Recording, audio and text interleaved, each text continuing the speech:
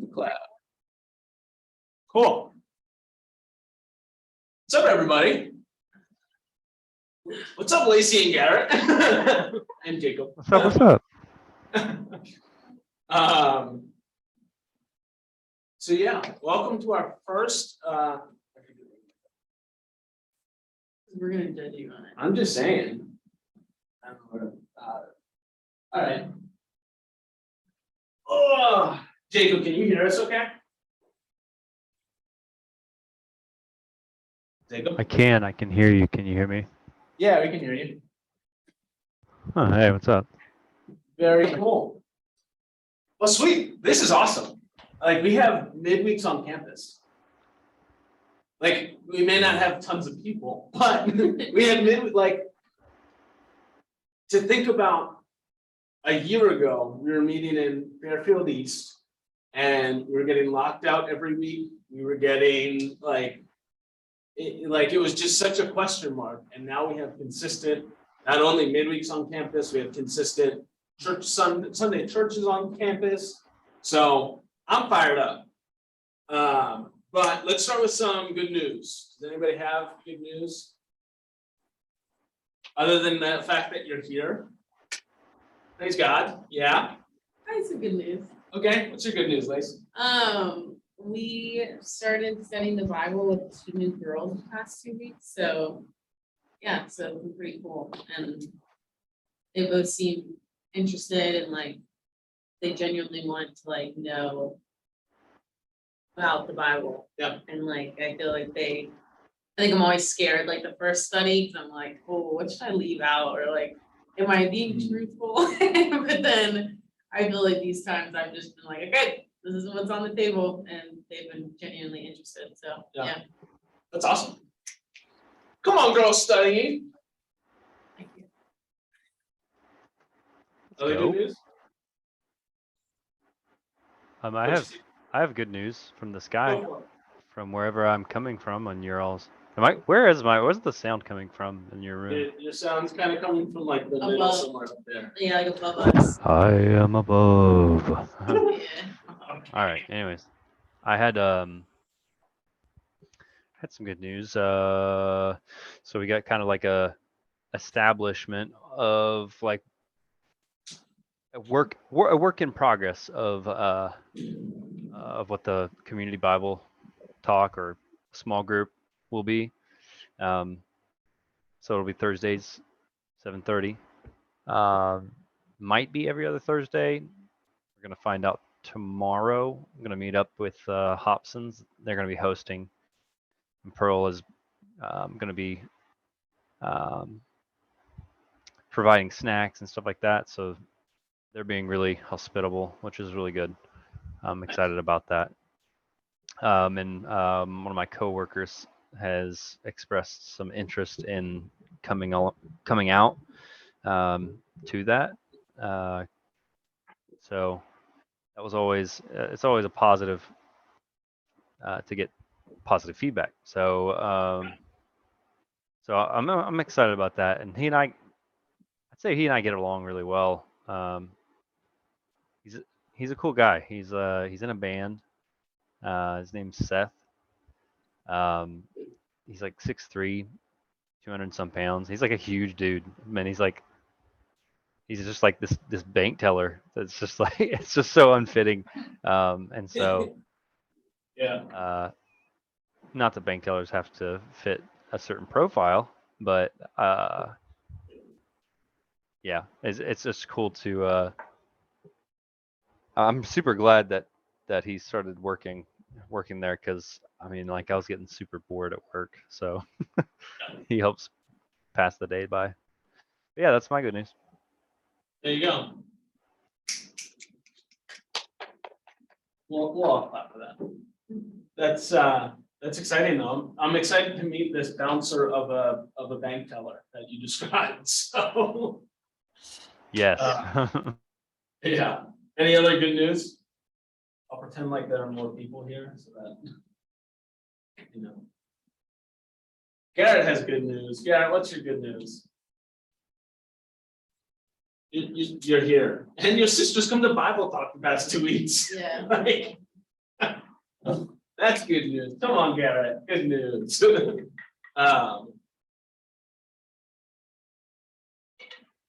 Well, I always have good news. So today was our second time tabling. There's an activities fair a couple weeks ago. Today was another student involvement fair. And I mean, we got contact info for like 40 something people. Only about half of them are interested in ministry things, but like 23 or 24 of them said, yeah, you can text me about ministry stuff. And out of that, I think there are 6 who are interested in who are looking for a campus ministry, and somewhere around 6 or 9 that are interested in studying. So it's like God continues to bless us through these activities fairs, and it's exciting to have kind of another whole list of people to connect with, engage with. And so God is moving. I don't know if you knew that, but God is moving in a great way here. And so before we jump into the lesson, let's go to God in prayer. Dear Father God, Dad, I am so grateful, God, that we get to be here, be together, God, on campus. We are small but mighty, God. I think of, I was just reading a book and it was talking about Gideon and how you chopped down his forces down to this small little remnant of an army, God. You did miraculous things through it, God, and we want to be like that, God. We want to be small but mighty. We have no choice but to be small, but God, we want to choose to be mighty. God, I pray that as we talk about changing our culture, God, redoing, restructuring things in Huntington, God, I pray that you will bless it. God, I pray that we can be faithful with it, that we can stick to what we talk about, God, and that you will really help us reap a great harvest here on Marshall's campus and in Huntington as a whole. God, I love you so much. I pray all these things according to your will. Amen. So as we're coming out of COVID, one of the things that we want to focus on is kind of re-energizing our worship services. And so the pandemic actually gives us a great opportunity to reset some of kind of the cultural dynamics in our meetings a little bit. And so to start off, I want to talk about the different purposes of each meeting that we have. Okay, so over in 1 Corinthians 14, find my Bible in my bag. Sometimes it hides. There it is. All right. So 1 Corinthians 14. We're talking about talking in tongues today. A little bit. I can get there fast. Let's go tongues. Right? It's exciting. It's like, ooh, what are we going to talk about? Anyway, 1 Corinthians 14. We're going to read verses 1 through 5, and then we're going to jump a little bit. But it says, starting in verse 1, it says, follow the way of love and eagerly desire gifts of the Spirit, especially prophecy. For anyone who speaks in a tongue does not speak to people, but to God. Indeed, no one understands them. They utter mysteries by the Spirit. But the one who prophesies speaks to people for their strengthening, encouraging, and comfort. Anyone who speaks in a tongue edifies themselves, but the one who prophesies edifies the church. I would like every one of you to speak in tongues, but I would rather have you prophesy. The one who prophesies is greater than the one who speaks in tongues, unless someone interprets so that the church may be edified. And then skipping down to verse 20, it says, brothers and sisters, stop thinking like children. In regard to evil, be infants, but in your thinking, be adults. In the law, it is written, with other tongues and through the lips of foreigners, I will speak to this people, but even then they will not listen to me, says the Lord. Tongues then are a sign, not for believers, but for unbelievers. Prophecy, however, is not for unbelievers, but for believers. So if the whole church comes together and everyone speaks in tongues, and inquirers or unbelievers come in, will they not say that you are out of your mind? But if an unbeliever or an inquirer comes in while everyone is prophesying, they are convicted of sin and are brought under judgment by all, as the secrets of their hearts are laid bare. So they will fall down and worship God, exclaiming, God is really among you. Now, a little confusing, right? Talking about tongues, talking about prophesying. It's like, what the heck does that mean? So prophesying is just public speaking. We prophesy every Sunday when we preach. And so it's saying, what Paul is saying here is, speaking in tongues, great. We don't really have that ability anymore, unless we make it up. But what Paul is saying here is, when you prophesy, that is what turns people's hearts. That is the purpose of why we do midweek and church on Sunday. Like that's why we have a lesson, is because prophesying, speaking and preaching actually has an effect on people's hearts. And so this is why we gather. We preach to build up the church and to bring outsiders to faith in Jesus. But each of our meetings has a different purpose. So to be clear, I'm talking about Bible talk, midweek, and church on Sundays. And so I read this book, 7 Practices of Effective Ministry. And in it, the author talks about 3 different environments that they create as a church. So they talk about foyer, living room, and kitchen table environments. And so every one of their programs or meetings fall into one of those 3 categories.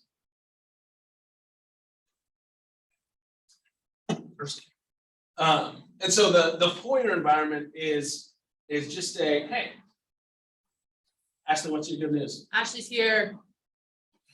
What's my good news? What's your good news? Woo. The work day is over. Yeah. So they talk about these 3 different environments, right? Foyer, living room, and kitchen table.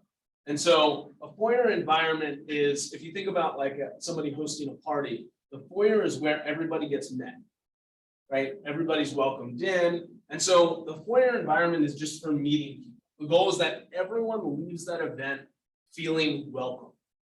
They should feel like they were a guest in your house. And so no one wants to, like, if you're thinking about a party, right? No one wants to come back to a place where they weren't welcome. Like, imagine if you showed up to a party and nobody talked to you. Like, nobody there, nobody comes up and talks to you, nobody like explains like, hey, so, kitchen's at the back, that's where all the food is, there's drinks outside, like nobody, you just got to figure it out. Nobody tells you where the bathroom is, nobody tells you like where to sit or where to stand, you just have to guess. Incredibly awkward, right?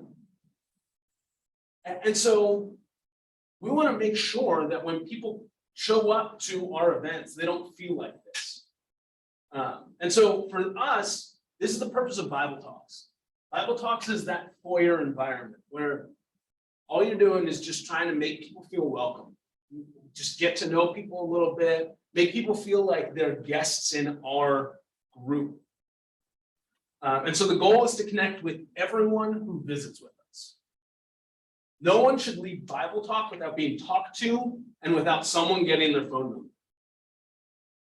Right? And I think this part we kind of already know. We've been trained in this, so it's just kind of a helpful reminder.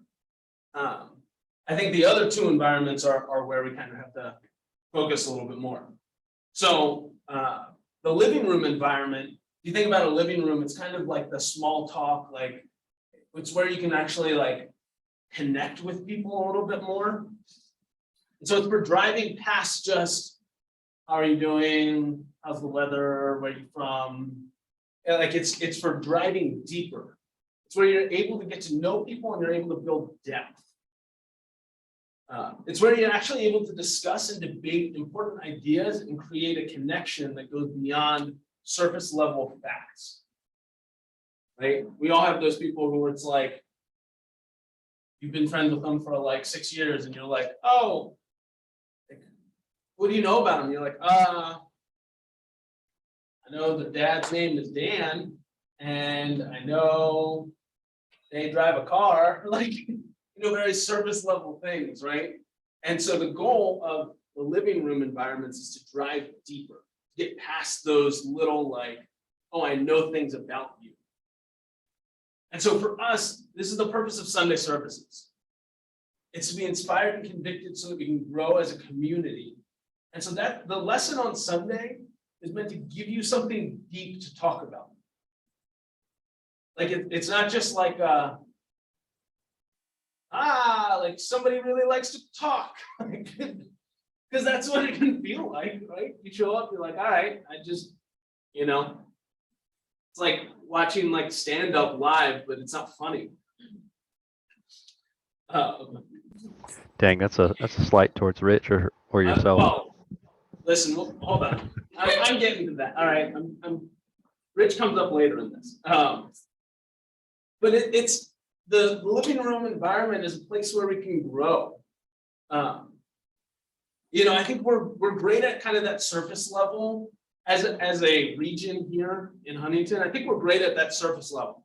We're like, hey, like, what's your name? What's your major? And then we run out of questions and we kind of like awkwardly like shuffle away. And then somebody else comes up and goes, hey, what's your name? What's your major? Right? It's like people answer the same like 5 questions. And so I think we're great at that with each other and with visitors, but do we drive deeper? Like, do we have depth to our conversations? And this is actually something that Rich is great at. Rich is like fantastic at either preaching or listening to a lesson, and immediately afterwards, he's asking for your thoughts about it. Like he's actively taking in what he's listening to and then engaging with it and talking with people about it. And so then the final one is the kitchen table. And if you think about a kitchen table, it's the most intimate place in a household. If you think about family dinner, right? It's where we challenge each other, where we share vulnerably, and we spend time together as a family. And for us, that's what midweek is for. Like, this is the place where we can be real about what's going on in our region and in our personal lives. And what we do in midweek should flow into our discipling relationships. So like we're talking about purposes of the meetings, and we're talking about strengths and weaknesses today. Like, those are things to then follow up on in discipling. Does that all make sense? It's kind of a little different. Yeah. So as we're adjusting our culture a little bit, we want to focus on these outcomes for each one of these.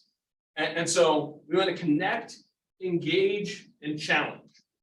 So connecting through Bible talk, engaging through church on Sunday, and challenging through midweek on Wednesday. And a huge part of doing that is understanding our own gifts. Because if we don't know what our own gifts are, then we're going to show up to these and be like, your gift may be engaging, and you show up and you're like, I don't know how to connect. So if you're trying to focus on the wrong thing in the wrong arena, it's just not going to work. And I think we all have weaknesses that we have to work on, right? We have ones that come naturally and ones that don't. And so it's, if connecting is weakness, okay, let's work on that in Bible talk. If engaging is a weakness, let's work on that in church on Sundays. If challenging is a weakness, let's work on that at midweeks.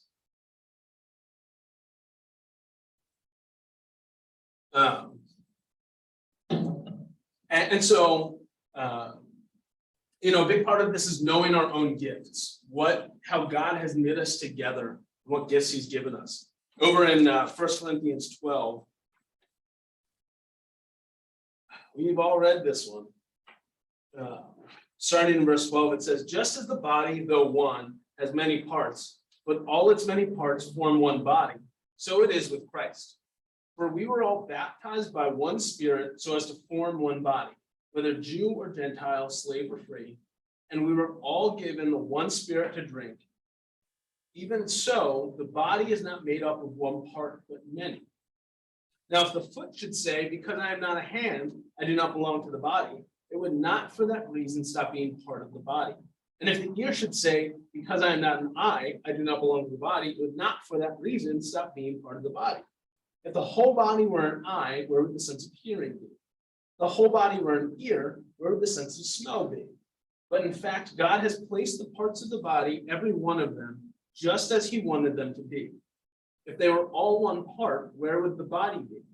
As it is, there are many parts, but one body. The eye cannot say to the hand, I do not need you. And the head cannot say to the feet, I don't need you.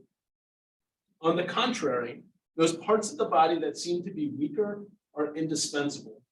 And the parts that we think are less honorable, we treat with special honor. And the parts that are unpresentable are treated with special modesty, while our presentable parts need no special treatment. But God has put the body together, giving greater honor to the parts that lacked it, so that there should be no division in the body, but that its parts should have equal concern for each other. One part suffers, every part suffers with it. If one part is honored, every part rejoices with it. Now you are the body of Christ, and each one of you is a part of it. And God has placed in the church, first of all, apostles, second prophets, third teachers, then miracles, then gifts of healing, of helping, of guidance, and of different kinds of tongues. Are all apostles? Are all prophets? Are all teachers? Do all work miracles? Do all have gifts of healing? Do all speak in tongues? Do all interpret? Now eagerly desire the greater gifts. It's a lot of words. But the idea is we're all part of one body, right? We all have different gifts and talents, strengths and weaknesses, and all of those things come together to create the body of Christ. And so all of our gifts and talents work in harmony to achieve what God wants to do here in Huntington. And so we'll take about 10 minutes here to kind of discuss a little bit, but what gift has God given you? And how can you use that gift in each of our meetings?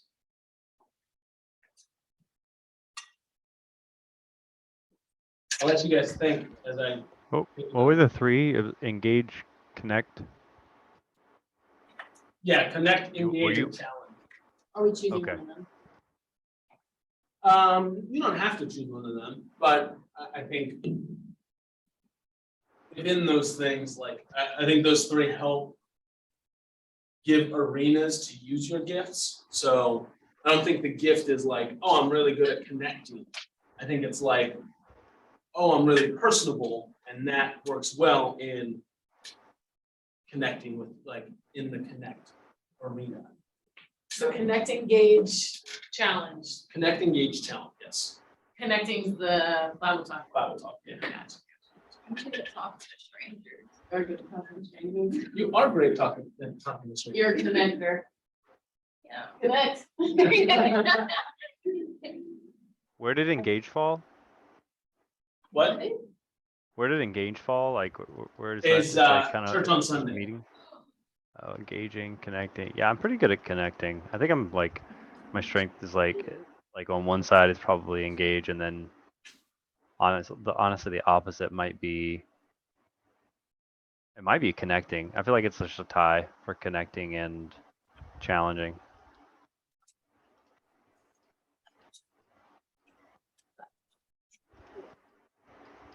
Yeah, I think for me, it's challenge. I much rather would like challenge and drive a group than like, yeah, I mean, I'm just not like, hey, let's all, I'm like, whatever. Like, no.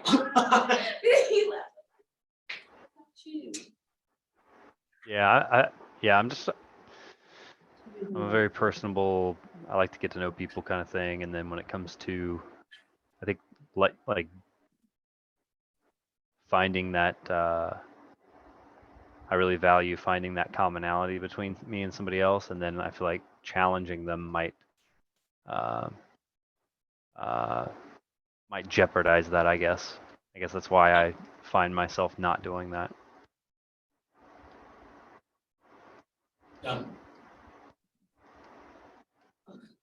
Yeah, what are you good at? What are your gifts? Definitely not engaging. Not engaging, not.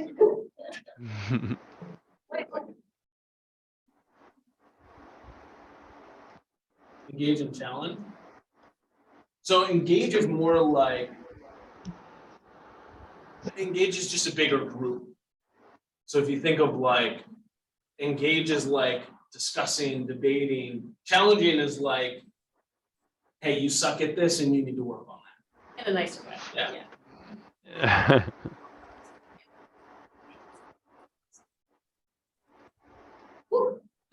I've never met him. What's your what is your gift? Maybe like.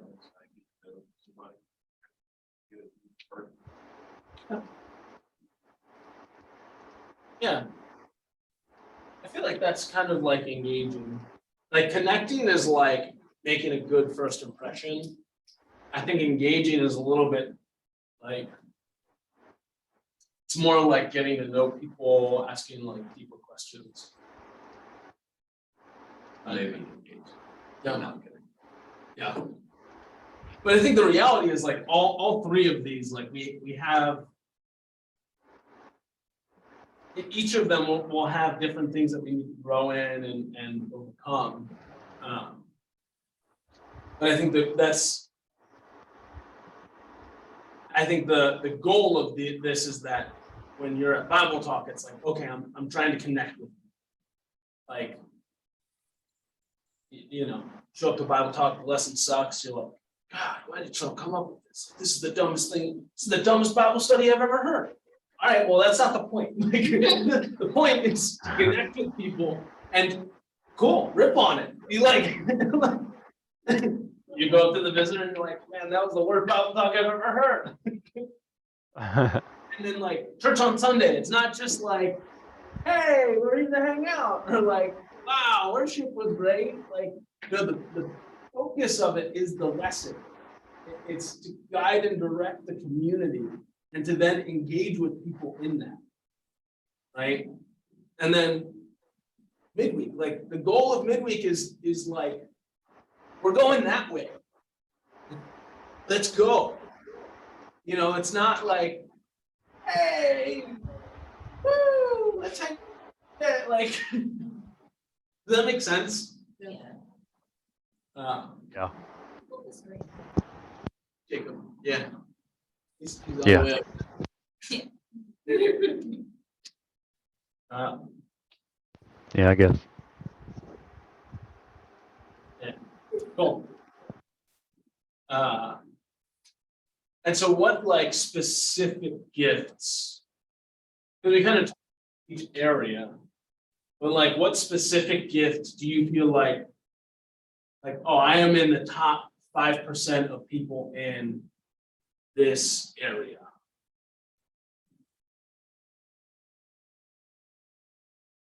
And you can talk about stuff. That's great. That's just. Yes, I relate to that. No, but I think too, like you listen to people and you know how to like empathize with them, which is like the psych field, but like that's something you kind of build to get there. Yeah. And that's a huge, like, it doesn't really fit in any of the three categories of our meetings, but it does fit really well in discipling. Like, half of discipling is digging and figuring out what people aren't telling you. and so that's like, that is a huge resource in that. I feel like I'm really good at like being loyal and investing in people. Yeah. I just think like through I just think like through I know I'm a really relational person and like I like being relational. But I think I've just like learned like what it takes to keep a relationship and like I want to fight for people. So I think like I like doing things that I get to meet new people and like I like building that relationship. Yeah. Which is huge in both connecting and engaging with people. the challenging part's hard. I agree with you, Jacob. I don't like making people upset, so it makes me scared to challenge them. I know, right? Yeah. No, you get it.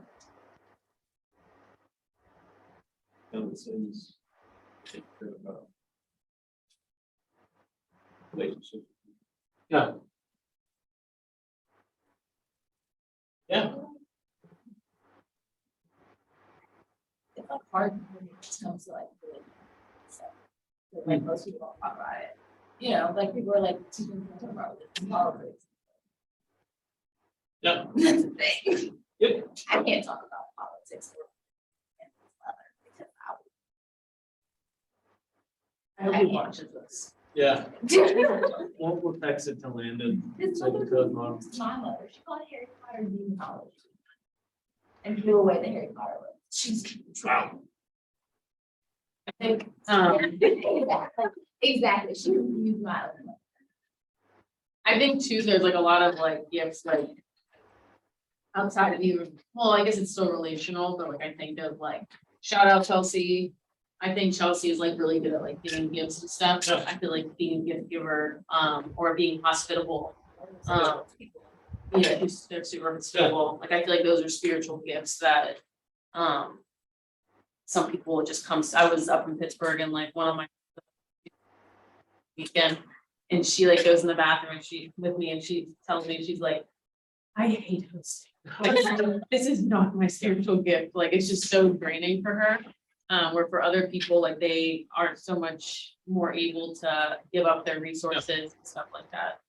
Yeah, they thrive on. Yeah. And I think, I was thinking about our region, like the Portillos thrive off of being hospitable, and they're really good at that. Jacob, what do you think your gift is? Your specific gift? Oh, like within that like arena of engaging. Just like, if somebody were to walk up to you and say, like, Pretty what good at is video games. Okay. No. Yeah, I think connecting and drawing people out of themselves. I like to do that. I like to. Sounds almost like maniacal, or like when I say like getting people to drop their guard. Yeah. I like doing that. But for like a good purpose, not like a messed up reason. Like, I'm gonna get you to drop your guard and I'm gonna get you. Like, I'm not doing that. I just like to, because I feel like if I'm somebody that somebody can drop their guard around, then I don't know. It makes it that much easier to manipulate them. No, it makes it that much easier to, I don't know, figure out where they are and kind of where what they kind of want to do, and yeah, meet them where they are. Yeah, well, and I think that's like, when I was thinking about it, I was like, you are ridiculously like shameless in just everything that like, there's like no way to like embarrass you in a good way. Yeah. Like, like, you're the type of person that could walk up to somebody and like speak gibberish and then just be like completely switch back into like, hey, so you want to come to Bible talk? Like, There was last week, I was behind you guys when you guys are reaching out, and I think I was watching you guys and I saw Cody go up to some guy on the bench and give him an invite, and then you walked up right behind him and we're like, hey, you want to come to Bible talk? And then he like was about to point that he just got one. He goes, I'm just kidding. I already saw you got one. Yeah, I remember that. I was about to go up after you and go, you want to go to Bible talk? And then I thought, That would have been great. He'd been like, what in the world? but so I think those, like, knowing those things though, I think helps in terms of like, okay, like, how can we use these things to help build our region?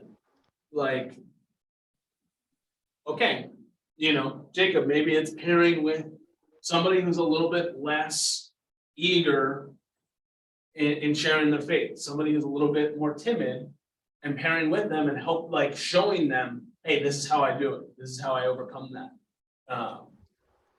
Being hospitable, like for the Portillos, obviously this is after they have, worked through baby stuff, but like it's having people over and like making people feel loved by making them really good Mexican food. And like, I think it's finding the ways that we can each kind of own something within the region, and then collectively, all of our gifts will build up and continue to build God's church here. And so I think over the next couple of weeks, as we kind of redo our culture and tweak it a little bit, I think finding those things that where we can really hone in on, okay, I'm in the top 5% of people at this one thing, and I'm going to focus on that, and then working on kind of the areas where we're weaker. I think focusing on strengths and working on weaknesses rather than focusing on weaknesses and working on strengths. Operate from strengths. So with that, the new meeting location, I wanted to find a couple really clear roles and expectations. Because I think that's been lacking over the past couple ones that we've had. And so a couple of roles that I'll kind of explain each one as we go through it. But a couple of roles for church on Sunday specifically. There are speakers. So every Sunday there is somebody who preaches, there's somebody who does a communion or a welcome. There's maybe somebody who does announcements. There are the speaking roles are kind of the focus of the church service. Then there are the singers, right? They sing. Also, yes. Also a gift, yes. Right, I think those two we're very familiar with. Two I want to add, one is greeters. So people who literally, like, as you walk into the room, they stand by the door. Slightly different. So greeters, the purpose is, if you're thinking of like, again, if you're thinking of a house party, right?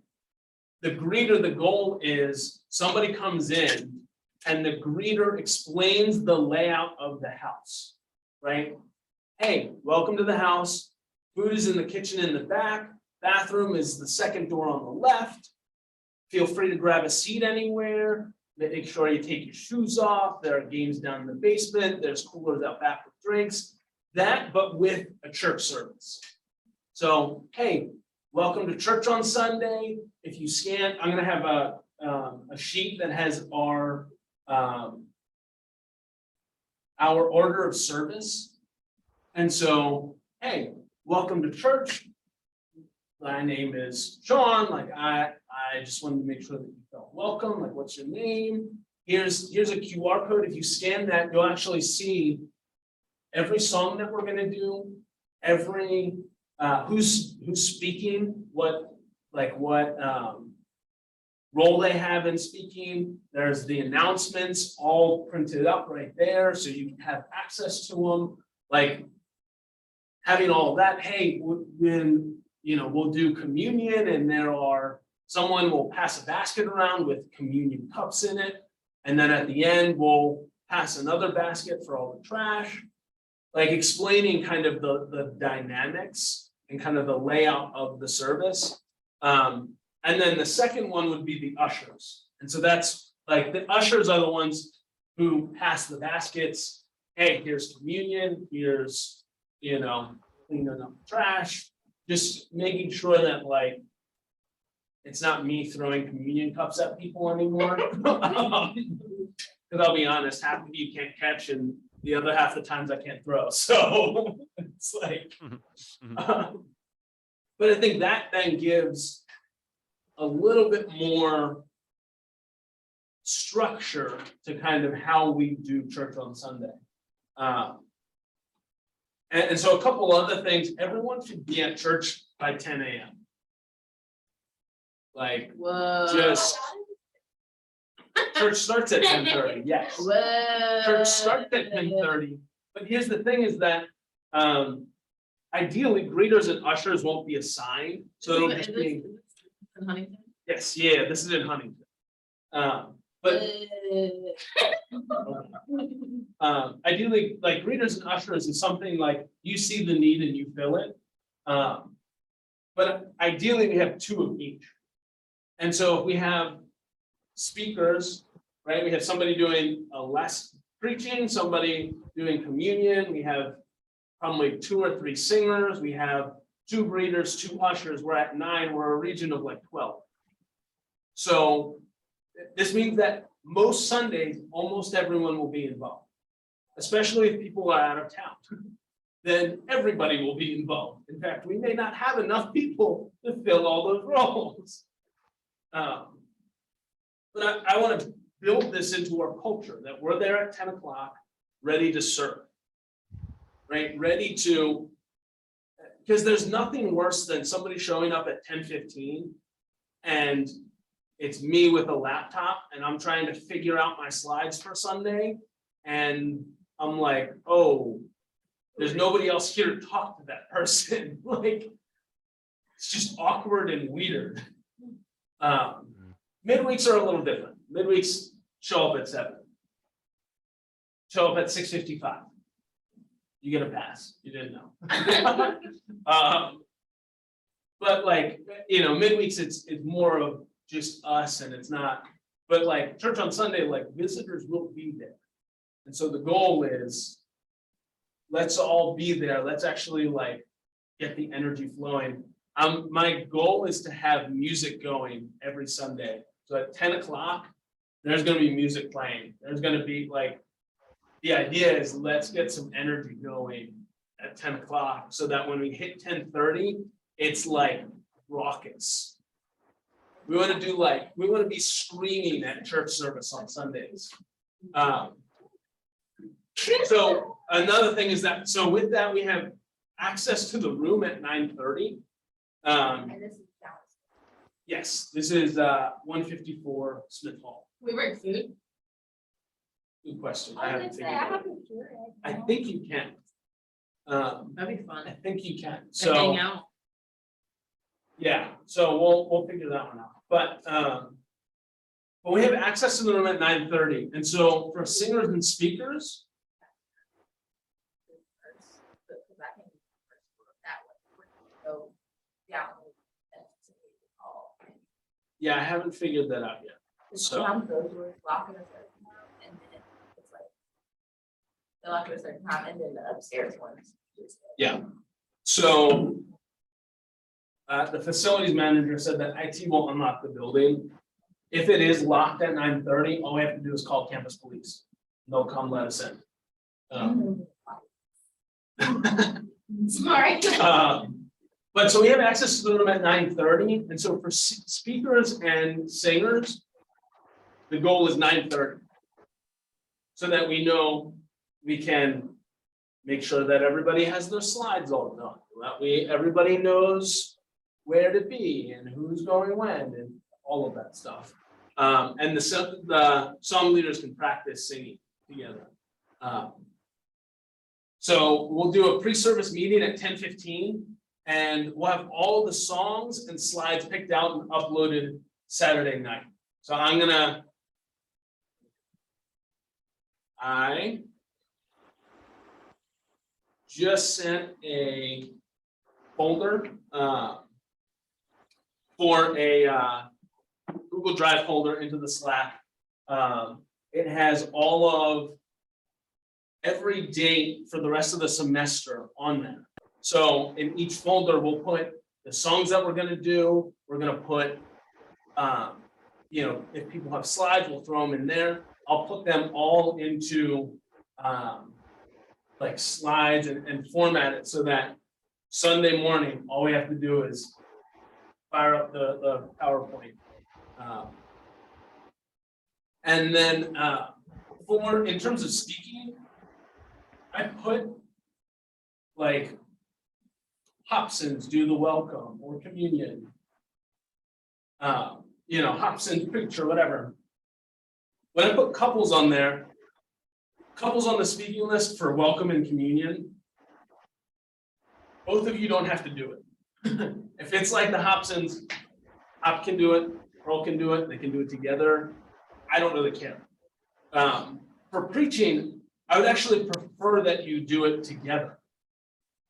And so if the Hobsons are on the preaching schedule, I'd like ideally that both of them preach together. What? I'm just whispering. She joined me before. So yeah, any questions with those things?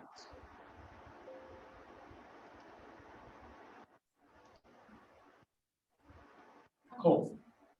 So Cool, you got a countdown timer on that slide. we do have a countdown timer on the slides. Yes. Sorry if that's a spoiler. What do you say? They have a countdown timer on the slides. So at 10 o'clock, the countdown timer will start from 30 minutes and it will literally count down, and at 10:30, it'll go off and we'll start service. I like it. So that's like, the goal here is to take out a lot of the running around Sunday morning. And instead of getting there, freaking out and getting there at 10:29 because, you woke up late or whatever, because you set an alarm for 10:25 and you didn't plan, the goal is let's move that time to 10. No, if you're 10 minutes late, you're still early. And then at midweek that week, we'll talk about you being on time and we'll challenge you on that. That's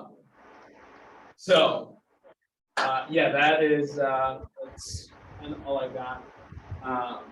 In terms of announcements, please be praying for Sharon Stevens.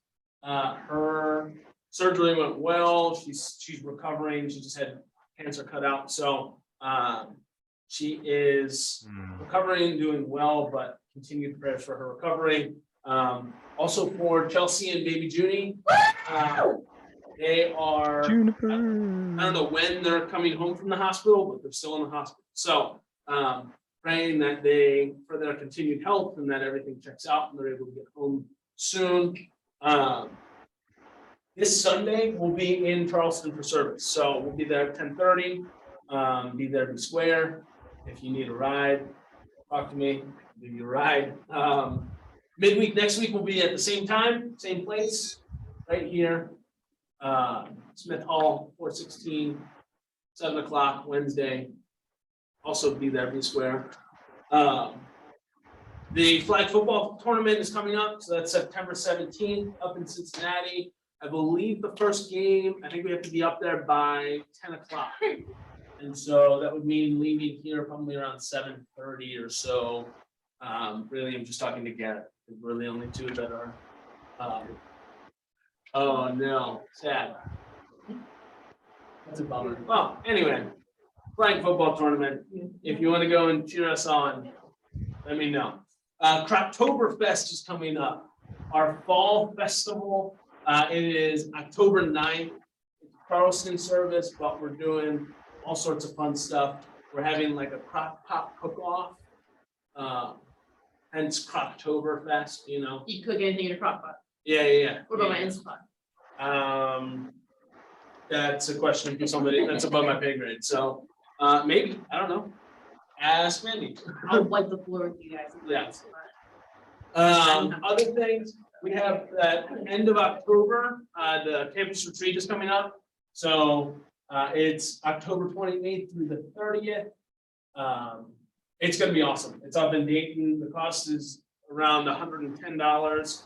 I'll have more information about that coming up soon. But please be planning for that financially and time-wise. And then Friendsgiving is coming up as well. So Friendsgiving is in November. I think it's November 9th through the 11th. It's like the second weekend in November, and I think it's in Kentucky again. So yeah, if you're interested in that, let me know. I think they're starting to send out more details. So yeah, that's all I got. Anybody have any other questions, announcements? I did forget. Didn't even put it on there. This Saturday, Notre Dame Marshall football game. We're watching the game together in the student center. It's room 2W22. So it's on the second floor. When you come up the steps, if you turn towards like the fifth side, it's on the right. It's kind of in the back corner there. Text me if you need to figure out where it is. But we will be doing, I think we're able to have food and stuff. So we're gonna have food and stuff. So 2W22. Yeah. So who all is planning on going? Ashley and Landon said they're in. Okay. Cool. So we'll figure out food for that and whatever. I'll send something out whenever I think about it. So yeah. Jacob, are you guys planning on going? You talking about the Cocktober? No, I'm Or- talking about Marshall Notre Dame football game this Saturday.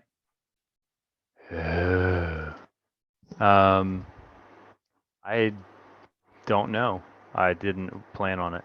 I wasn't even honestly aware of it, to be completely honest. Okay, well, 2:30 Saturday. If you wanna swing by. All right. Is that home? Is that here on our turf?